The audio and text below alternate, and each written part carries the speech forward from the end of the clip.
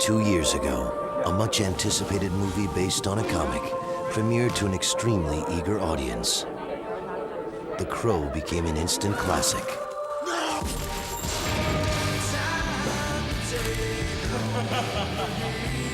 I love The Crow.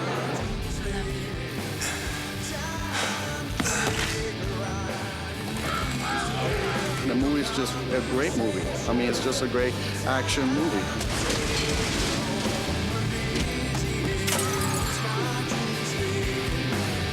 It's got a lot of action and a pretty good-looking guy. What's not to like?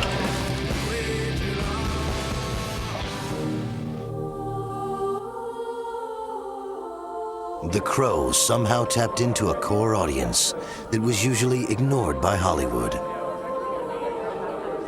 and in the process created an allegiance of fans that would forever remain faithful to the spirit of the film.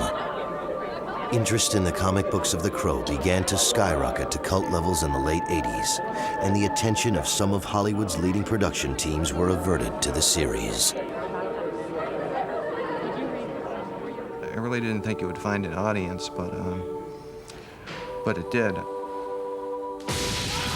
For the initial couple of issues, I believe he was going out to only comic book shops at first and selling, 2,000, 2,500 copies, which was startling at a grassroots level.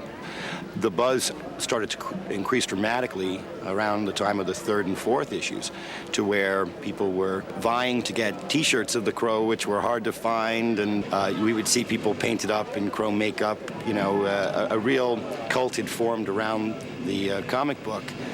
And so there certainly was a nerve that was struck right off the bat. I'm a James O'Barr fan. His art is great. It's the 1996 version of the superheroes. Everyone, kind of realized at the end that we didn't really need to change this, that everything was there to make a good film.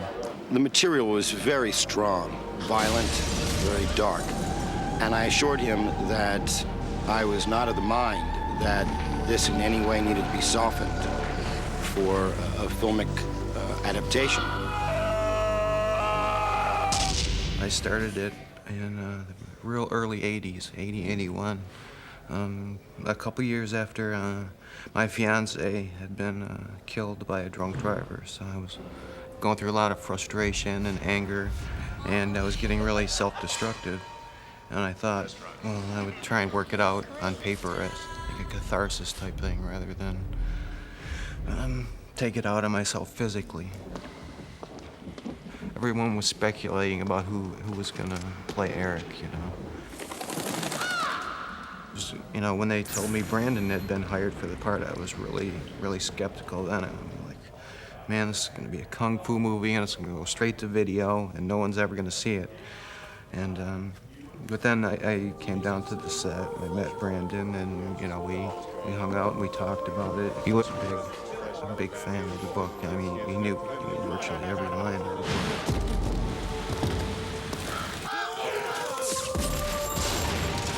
When The Crow opened in theaters in May of 1994, it was the biggest opening in the history of its distribution company, Miramax Dimension Films.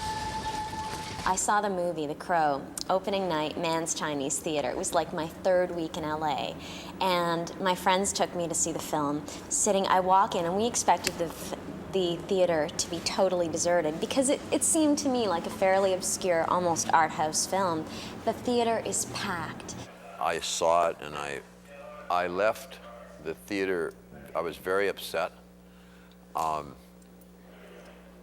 probably because I'm 48 now, and at the time I'd been, imagining myself gliding into middle age and, writing sensitive songs and this sort of thing. And I got assaulted by the movie and just thought, oh my God, is that what I'm up against?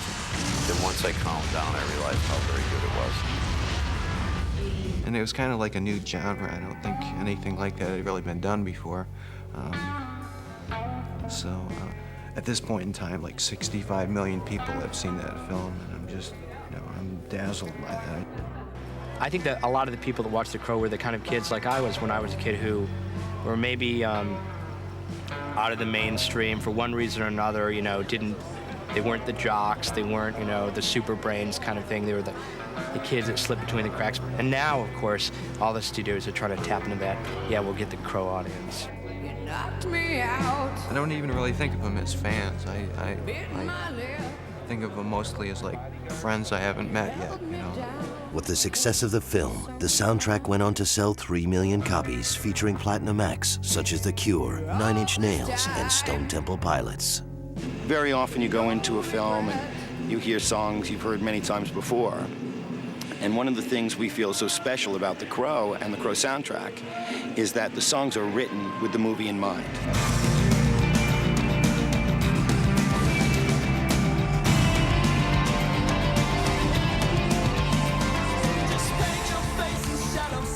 Songs were used to really propel the film along.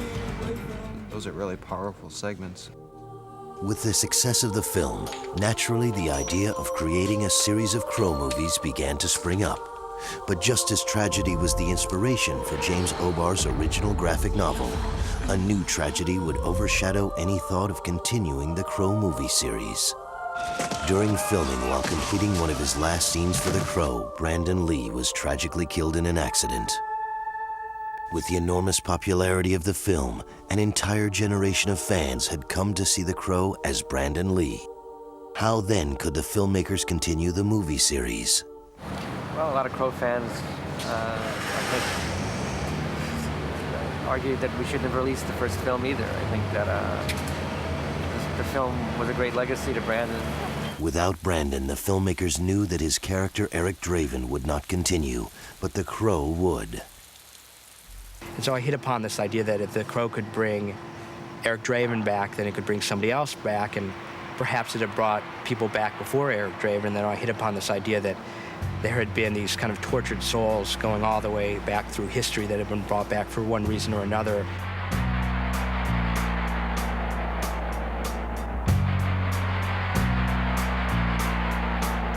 This world is the end of the earth. It's Edgar Allan Poe meets Trent Reznor, medieval Gothic meets Geiger, and there are no rules in this world. Everybody plays by their own.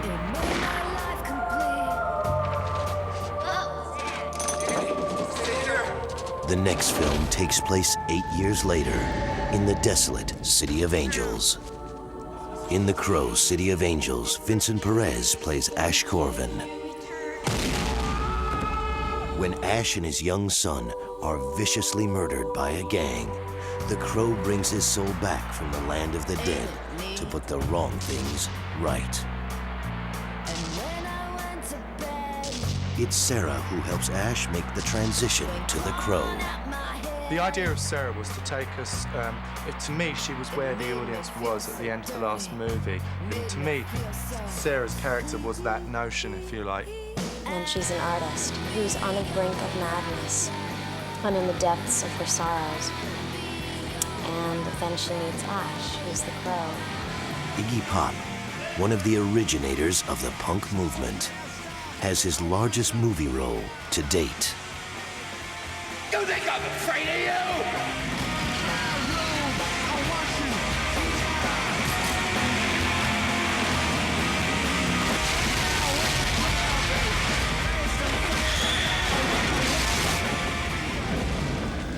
All the classic elements from the first one are in this one without really being repetitious. You know, whereas the first film was kind of like a nightmare, this one was kind of like a dream.